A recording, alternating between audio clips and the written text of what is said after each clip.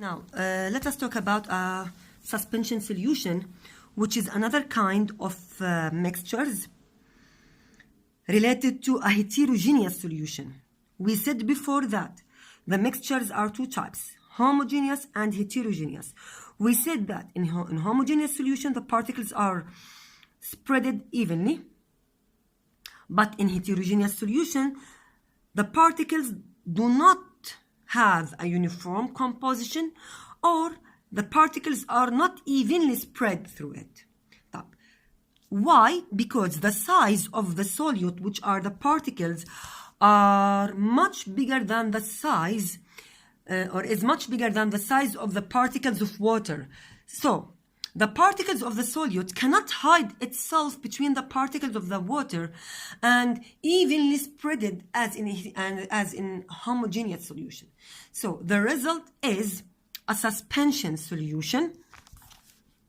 Look how. This is sand. Sand has a very big particle if I compare it with sugar or salt or any other particles.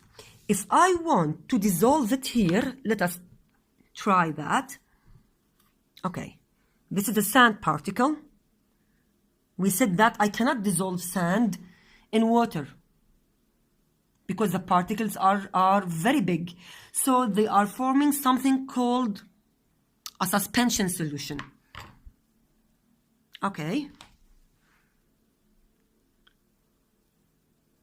We will add some sand particles.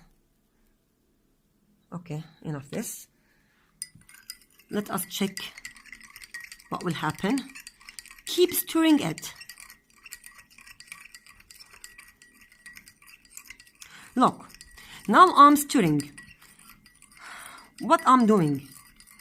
I'm trying to dissolve the sand particles between the water particles. Actually, suspensions are mixtures in which the particles of a mixture are spread throughout a liquid, but these particles are too large or too big to stay mixed without being stirred or shaken. Yani, if I stop stirring, the particles will settle down. Okay, wait for a while. The particles will settle down because the size of the particles, which are sand in this example, is much bigger than the size of water, as we said. So they cannot spread themselves evenly between the particles of the sand. Okay, these are, okay, rotten plant. We don't want it. Okay, look what will happen.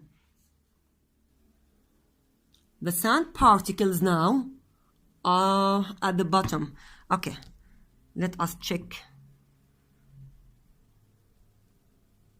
Okay.